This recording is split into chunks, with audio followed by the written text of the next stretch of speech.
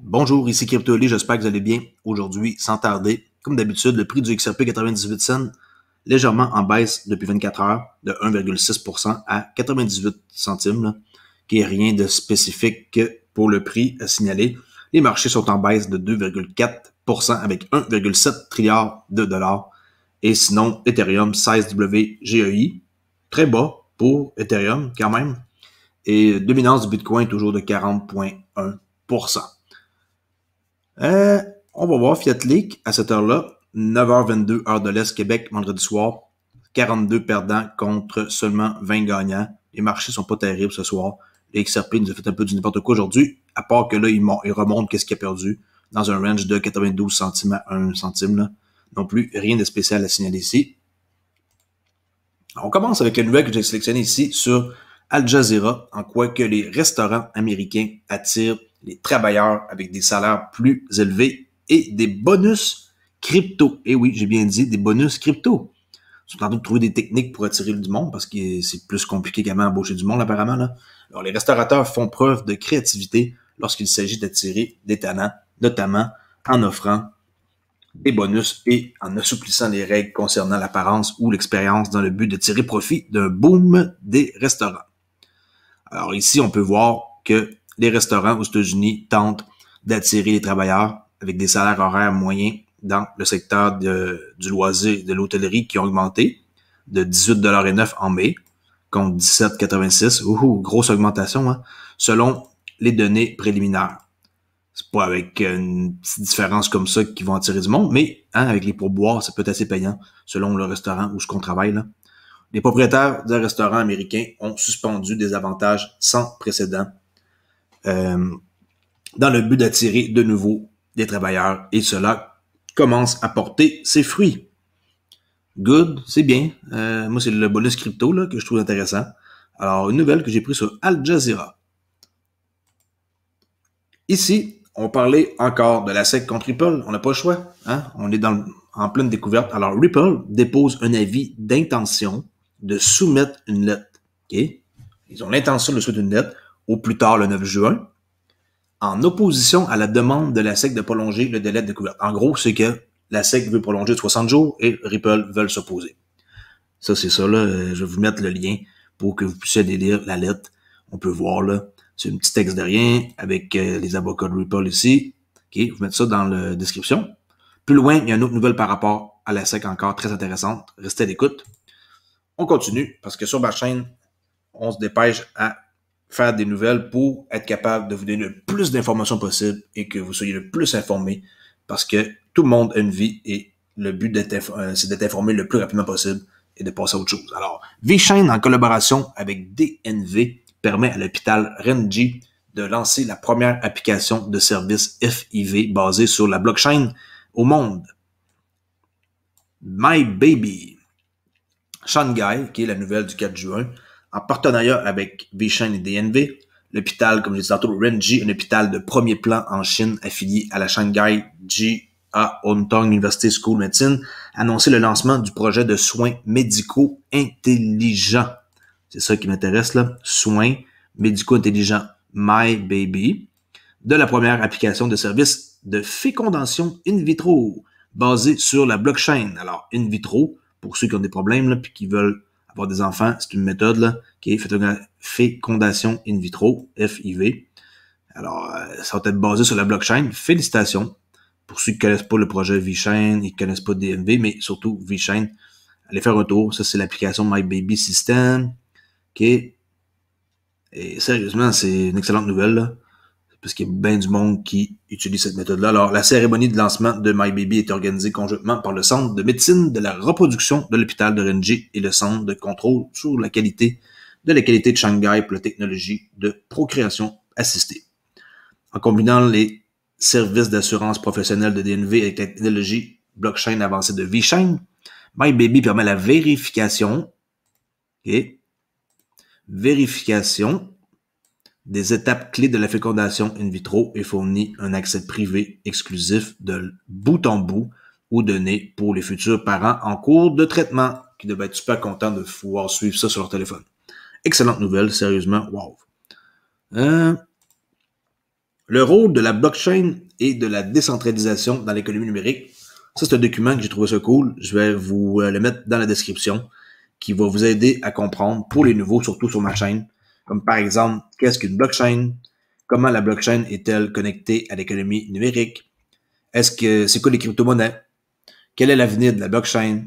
Ça, c'est pas long à lire, mais pour votre éducation personnelle, votre savoir et tout, je crois qu'il y a bien du monde qui sont mélangés, là, qui savent même pas la différence entre une blockchain ici puis une monnaie numérique, là.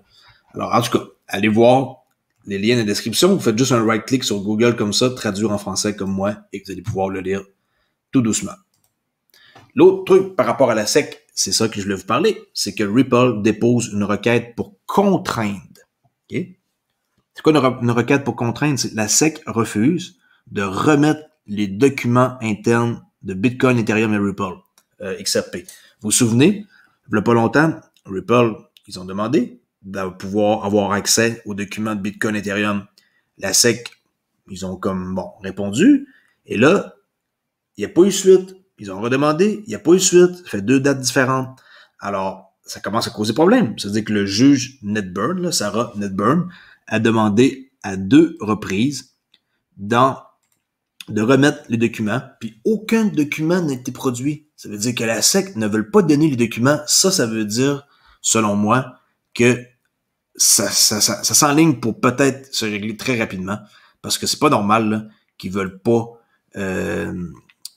donner les documents là, après 2 reprises. Et on peut voir la lettre ici, qui est envoyée à Sarah Netburn, que le Ripple écrit, puis qui disent qu'ils ont envoyé, qui a demandé ça le 6 avril.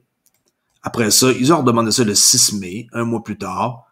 Puis la SEC, ils ont pas donné suite à ça dans la découverte. Alors ça, c'est très nuisible pour eux, là. C'est comme si qu'ils ignoraient une demande très importante. Et on peut voir aussi via le email que c'était envoyé à la SEC, là. Mais important à savoir, c'était ça ici, surtout, là.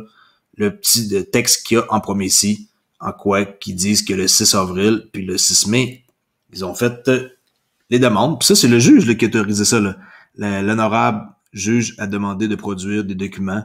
Puis c'est très, très grave de ne pas avoir donné suite par rapport ces 2 dates-là de la part de la juge là, qui ordonne de donner qui produisent des documents puis qui fournissent pas là. Ça, c'est vraiment de quoi pour nous qui devrait vous faire sourire parce que c'est pas normal, là. On vous demande un truc, après une fois, vous ignorez une deuxième fois aussi. Désolé, mais le juge, qu'est-ce que vous en pensez là? Alors ça, pour moi, c'est la nouvelle, selon moi, de la semaine. OK. Ripple Insight, un document que j'ai vu qui est sorti aujourd'hui, 4 juin 2021, comme on peut voir, qui parle des paiements transfrontaliers, le rôle que ça a suite à la normalisation des données dans la réalisation de paiements sans friction. Un autre texte, c'est pour votre savoir, allez voir ça, c'est quoi les paiements transfrontaliers. Il y en a qui savent pas c'est quoi.